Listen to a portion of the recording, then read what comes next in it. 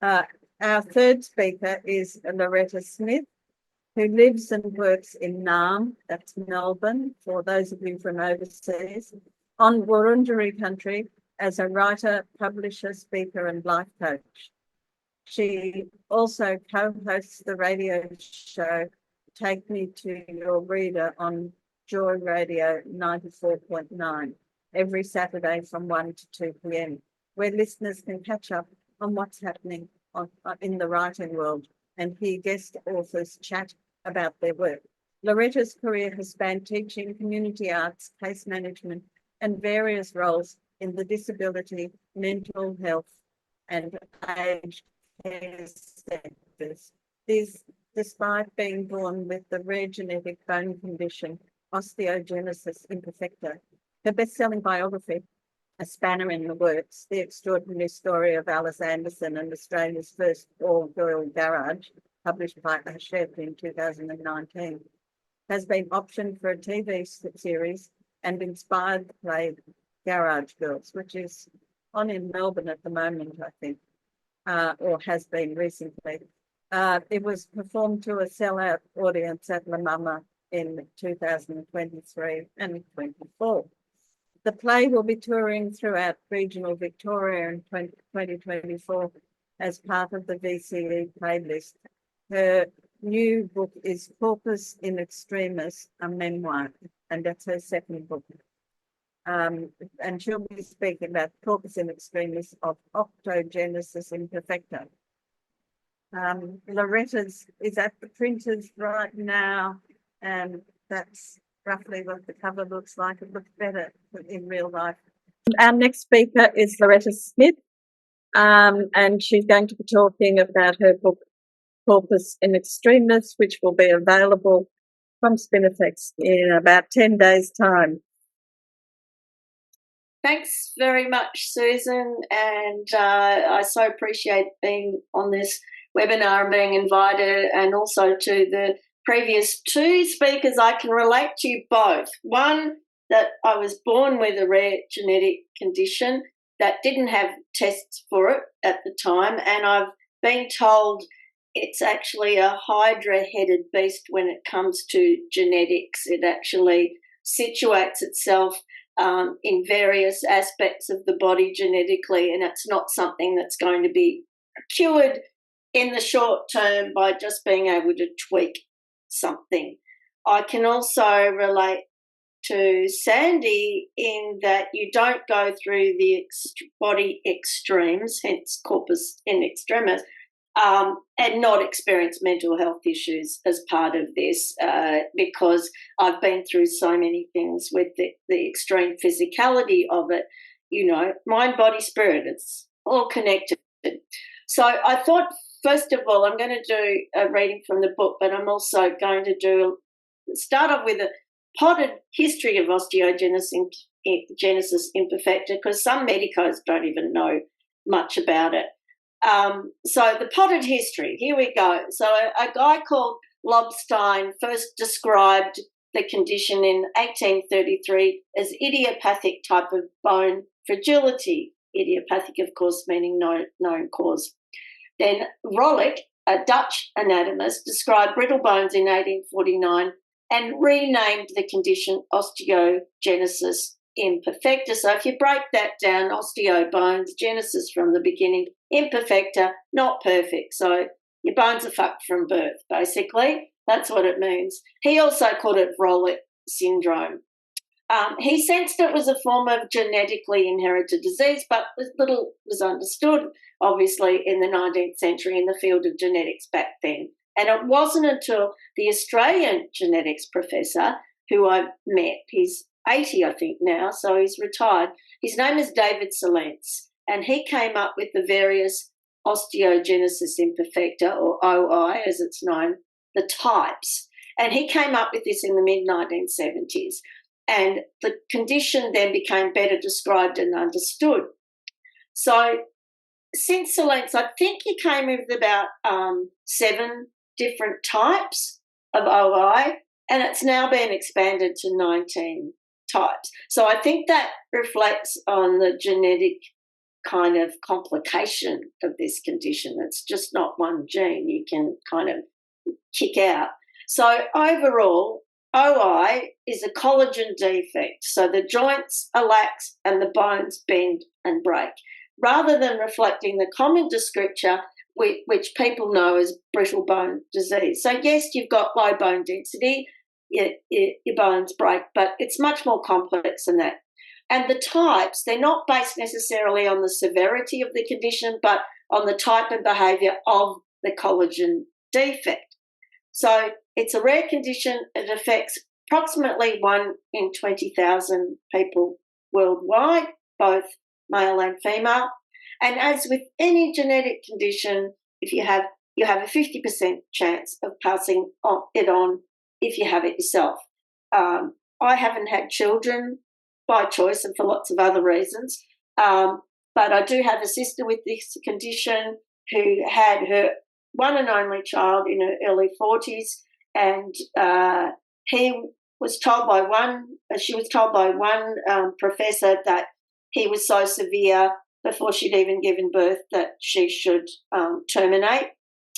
David Salent, she got a second opinion from David Salent, and he said, look, I think you should have this child, knowing that it was probably going to be the only child she had. And I'm really pleased. She's very, very happy having had little Oliver. But Oliver is more severe than the two of us put together, which is interesting. So the telltale signs of OI: low mineral density in bones causing ongoing fractures and dislocated joints.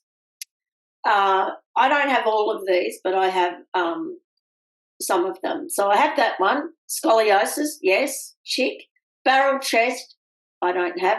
Heart-shaped head and face, I don't have, but my nephew does. Truncated torso, yes, because scoliosis. Small stature, yes, and I keep shrinking. I think that's called age, though. The whites of eyes have a bluish tinge, that's me. Hearing impairment, that's not me, but it's my mother. Poor teeth, not any of us. And the one positive of having OI is above average intelligence. So I'll claim that one as well. The first 4 types are the most common, and my family, me, my sister, my nephew, have been told we are type 4. My mother may also have the condition, being hearing impaired, and I've recently discovered this term mosaic in terms of inherited conditions, and she may well have a mosaic version, which means that not all the cells in your body carry the condition, only some of them. So she never broke bones when she was young, but she has severe scoliosis now. I mean, she's 85, and any of us can have that at any time. Low bone density and the hearing impairment. So it's a little bit unclear. It's very expensive to get this test, and it doesn't change anything because you can't cure it. So we haven't been formally tested. Okay, so some famous people who have OI: Stella Young, who you might remember. She was an Australian. She died in 2014, aged only 32. Australian disability advocate, comedian and journalist, and she was about to embark on a huge career as a stand-up comedian or sit in your wheelchair comedian before she died suddenly. Complications of the OI.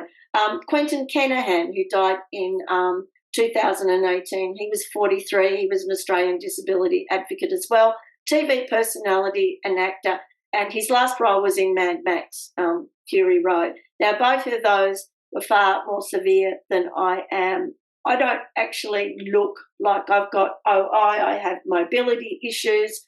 I have had issues as I've aged, but I basically have a fairly mild version of this.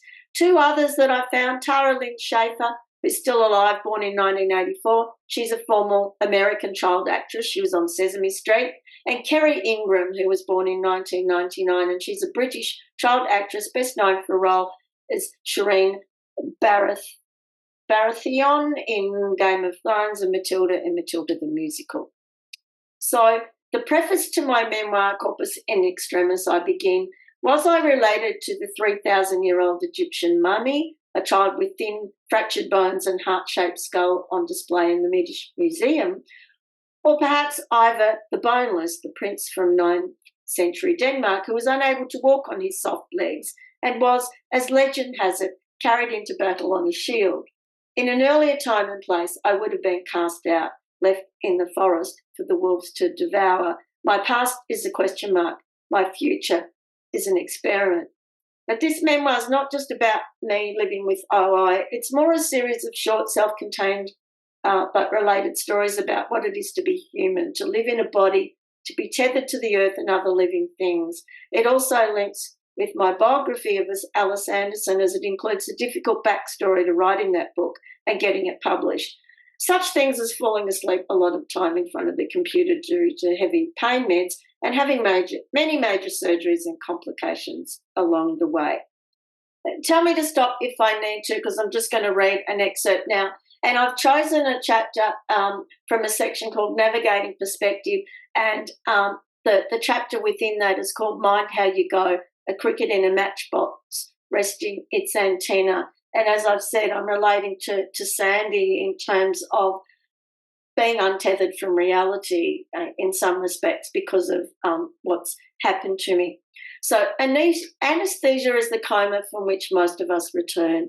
There is the moment before one passes out and the moment one awakes, and the expanse in between is only registered by the clock on the wall. This slip of time is our wormhole, a reminder that the temporal is only one note in a symphony. 2007, my body lies deep beyond sense by medication, post-surgery fatigue, the feeling that I'm present but not there. Yet again, I've been fashioned into something different, but like a chrysalis, not yet fully formed. My awareness is couched in a kind of muffled darkness, a hibernation waiting until the conditions are right to return. What do the tubes and machines record? My heart still beats. The pulse is slow yet steady. I continue to breathe. To an observer, I'm simply a sleeping patient in a hospital bed in recovery, one of rows and rows and rooms full of us. But what small miracles are occurring? How do we right ourselves, our physical bodies, and bring the rest, psyche, soul, ether, into alignment? Protection is required lest one surfaces with fault lines. My mind is reduced to a small safe space, a tiny sense of self kept alert, the cricket in a matchbox resting its antenna. A zen to avoid unfettered panic.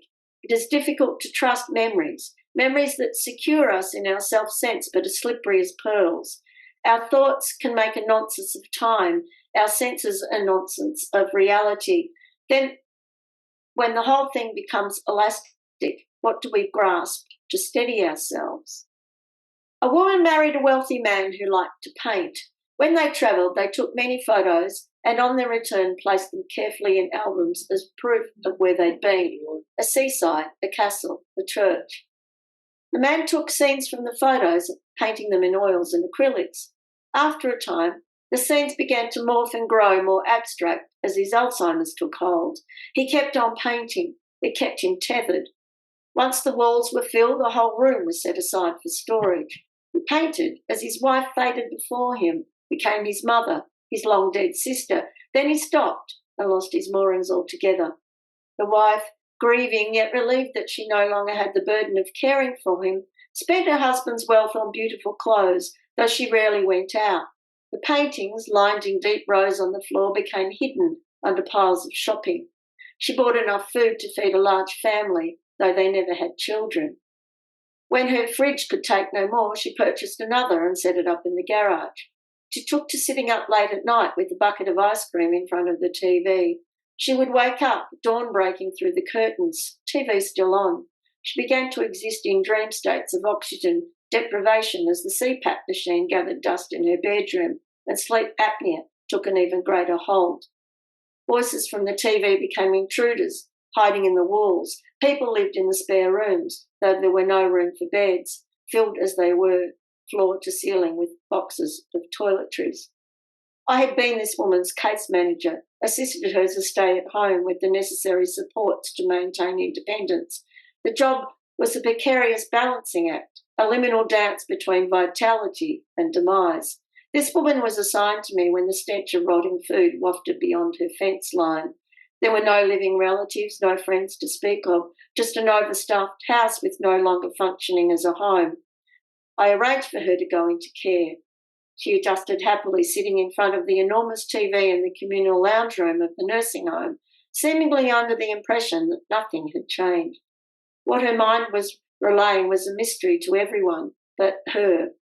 Problems only arose when she refused to go into her room, because how on earth could she when it was full of bicycles? Before her house was sold, I returned with the task of collecting mementos for her forever room. State trustees and commercial cleaners would deal with the rest. I went to the photo albums and something turned in me as I looked through scenes from a private life I was never privy to, scenes from long ago holidays and people long gone. Nothing had been marked, no signs of the journey, just captured moments, no longer meaning anything to anyone. I stared into the photos and thought of that truth line from photographer Diane Arbus: a photo is a secret about a secret.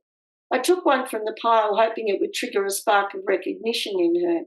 I went through some of her husband's paintings and chose two that were pleasing to me.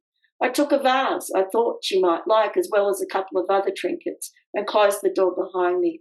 I left with the mixture of deep sadness and existential fear. Where do memories go when they no longer have a home? How do we ever know what's real when our minds are tethered to the fragility of the human brain? And who are we when we no longer know who we are?